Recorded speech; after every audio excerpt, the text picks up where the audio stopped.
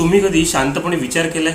आपल्याला नेहमी वाटतं की आपले खरे शत्रू कोणीतरी अनोळखी लोक आहेत, पण मानवी सायकोलॉजीचे एक अतिशय डार्क आणि प्रॅक्टिकल सत्य आहे की तुमच्या प्रगतीवर सर्वात जास्त जळणारे लोक हे तुमच्या जवळचे मित्र किंवा ओळखीतले लोक असतात. ते तुमच्या तोंडावर अत्यंत गोड बोलतात, पण आतून तुमच्या यशाचा प्रचंड तिरस्कार करतात. हे लोक गोड बोलणारे साप ओळखायचे कसे? तर त्यांच्या काही खास सवयी आहेत. त्यांचा टोन आणि बॉडी लँग्वेजवरून तुम्ही त्यांचा खरा चेहरा अगदी सहज ओळखू शकता. सर्वात पहिली गोष्ट म्हणजे जेव्हा तुम्ही त्यांना एखादी गुड न्यूज देता तेव्हा त्यांची रिॲक्शन बघा. मानवी मेंदू खोट्या भावना लगेच लपवू शकत नाही. तुम्ही जेव्हा एखादे मोठे यश मिळवता, नवीन गाडी घेता किंवा प्रगती करता, तेव्हा त्यांच्या चेहऱ्यावरचा रंग अवघ्या एका सेकंदासाठी उडतो.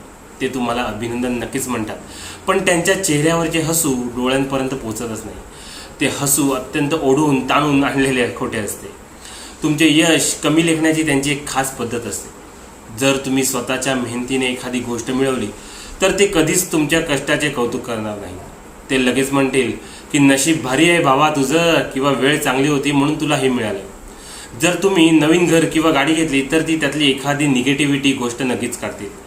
गाडी छान आहे पण या मॉडेलचा मेंटेनन्स खूप जास्त असतो असे म्हणून ते तुमच्या आनंदाच्या क्षणात वीज घालवण्याचा प्रयत्न करतात. त्यांच्या बोलण्याच्या टोनमध्ये कायम एक लपलेला टोमणा असतो.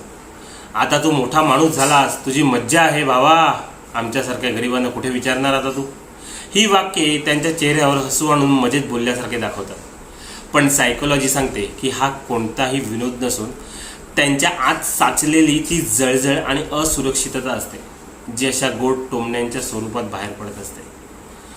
त्यांची बॉडी लँग्वेज त्यांची सर्वात मोठी साक्ष देते. जेव्हा ग्रुपमध्ये 4 लोक तुमचे कौतुक करत असतात तेव्हा त्यांच्या लोकांकडे बारकाईने लक्ष द्या.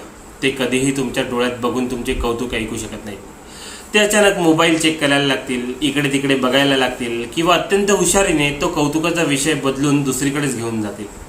तुमच्या यशाची चर्चा त्यांना मानसिक आणि शारीरिकदृष्ट्या सहनच होत नाही. याउलट तुमच्या वाईट काळात ते सर्वात आधी तुमच्यासोबत असतात, पण ते तुम्हाला आधार देण्यासाठी आलेले नसतात, तर तुम्ही किती खड्ड्यात गेला आहात आणि किती दुःखी आहात हे बघून स्वतःच्या इगोला सुखावण्यासाठी आलेले असतात.